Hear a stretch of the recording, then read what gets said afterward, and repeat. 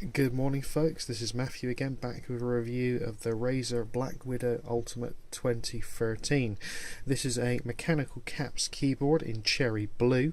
As you can see, it has some very nice green backlighting. It has 5 M keys down the left hand side. These can all be pre-programmed by using the provided Razer Synapse software, which we'll cover very shortly.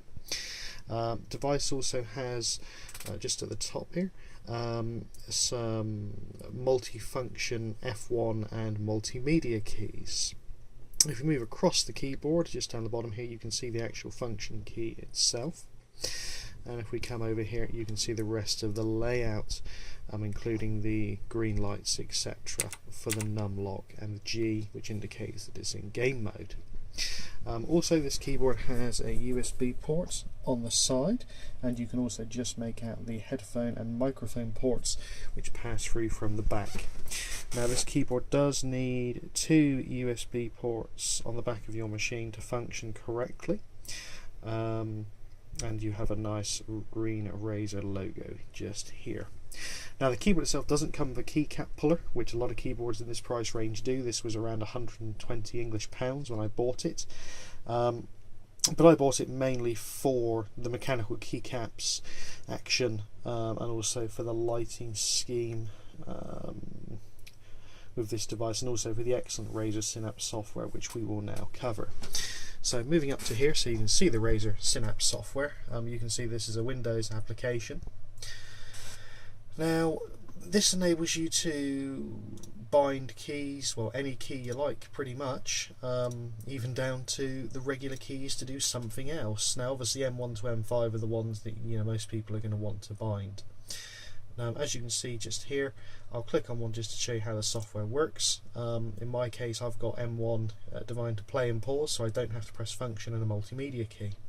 But if you left click on here, you can do a default keyboard function, you can do a mouse function, you can also do inter-device if you have more than one Razer device like I do. I also have a Razer Nostromo, which I will review at some point later on.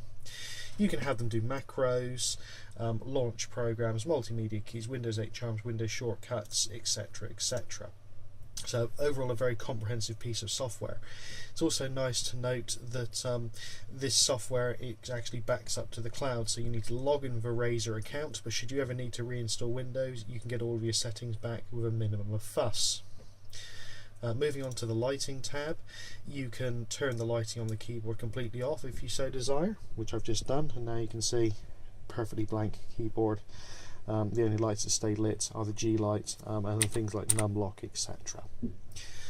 There's also a pulsate option. Now, what that does is it literally, does as described, it pulses the keyboard off and on. Not a feature I'm going to use, but it is a feature that does exist. So popping back to full brightness, which is where I personally have it, as it does shine nicely through the back of the keys.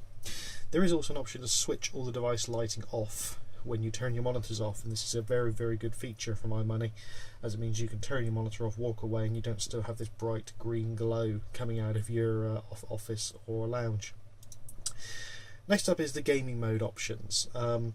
Gaming mode, well, as described, really it just enables you to automatically disable a couple of the more commonly used key combinations like Alt Tab, Alt F4 to close programs, and obviously the Windows key, so you don't strike that by mistake. The only one I actually keep on in that respect is the Windows key, because I don't see a problem with Alt Tabbing and Alt F4 when you need to quit in a hurry. Other than that, this thing does macros. As an example macro just there, you can set it up to do multiple keystrokes, you can record it, you can also just manually create it. Again, all very, very worthwhile features, and the fact that this software can back up into the cloud makes it even better for my money. Cons with this device, I suppose the biggest con I could find is the lack of a dedicated physical multimedia keys. I do kind of like having dedicated physical ones as opposed to having to press a function and then an F key, but it's not a deal breaker because you can reprogram M1 to M5 to do that. And I suppose the only other thing about it is the fact it doesn't come with a keycap puller. Now, they're not exactly an expensive thing, but they do make it an awful lot easier to get the keys off to clean underneath the keyboard, and so on. Other than that, it's a fantastic keyboard. I bought it for the longevity. It's not too noisy a keyboard either. Some people don't like the noise mechanical keyboards make, or the feel necessarily, but for me it's not too noisy. The feel is excellent, it has just the right amount of travel on the keys, and for me, it's a brilliant keyboard. I mean, I went from one of the higher end Logitechs. I did have a G19 with the LED LCD screen on it, and while a nice keyboard, the membrane keys on it did eventually start to wear out, so I went mechanical for that little bit of extra longevity. I did also try the Corsair K70, I think K90 or K95, and though they were great keyboards, particularly the K95, because it had something like 15 programmable keys, it just was much larger on my desk than I really needed it to be, and also I didn't really like the colour scheme with that device. I will also be putting up a review of my Razer Nostromo at some point later on in the week, I would imagine. Any questions, as usual, please ask them in the comments section below. Otherwise, please click like and subscribe, and I'll speak to you soon.